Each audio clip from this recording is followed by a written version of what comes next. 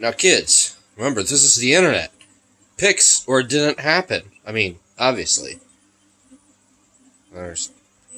Somebody once told me that, this machine would never be reliable. You can't use it. Well, for that, I say, surprise! This machine has over 2,100 hours on it, and it's running a Chimera head right now. Get right in there close. See it? There it is. Yeah. Dual, obviously. Yes. Keep your shooter cool, kids.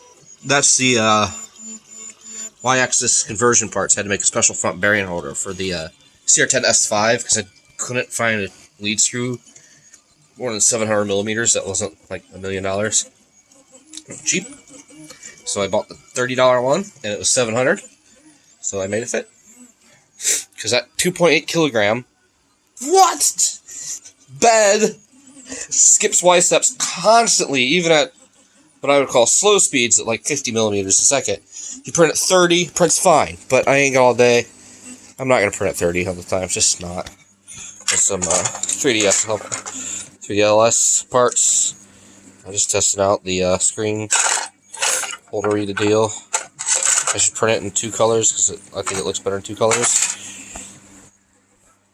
Pepsi. Got parts and junk everywhere. Let's go upstairs to the kitchen table. The home. The newbie beast with screws. And this absolutely, utterly simple test that was emailed to me by MakerBot. And an ad. Just in a piece of it. But whatever. They said this was hard to print. Yep. Hard to print. 60 millimeters a second. 60 millimeters a second. The only things that don't move are the 0.15, the 0.2, and the 0.5, which I know what happened there. It curled up into itself and it was starting because I keep fingering the bed and just lazy. And also I'm over extruding a ton still, as you can see. The rest of these doodads are loose. And the center one's 0.5, so who cares? But yeah, 0.3 is the loosest one on there.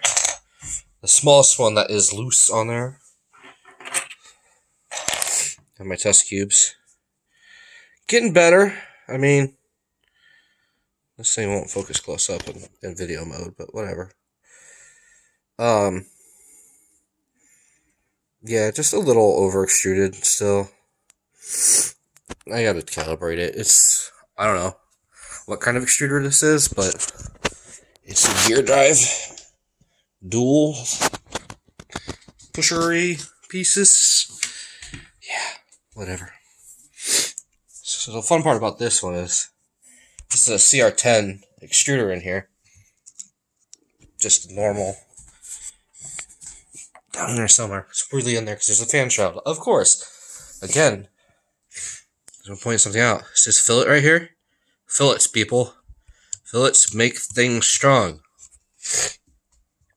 Fillets also make things not have sharp edges.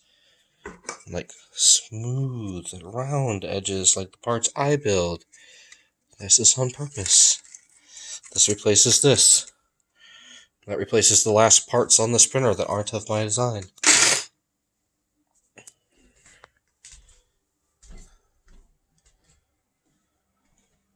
Alright, well, I'm going to tear it down completely tomorrow. Replace the motors. Redo the wiring and junk. Because it is just bad looking. Very bad. These turned out really nice. Fully captive. There's nothing. No bolts, no clamps. It's just the length is known. The length holds itself in. The drive mechanism. What's cool about this printer is those are stock A-net motors. And even with those, it has so much torque. It can just shove itself along the table if you hold it. So, kind of crazy. It's kind of stupid precise. That's what I'm after right there.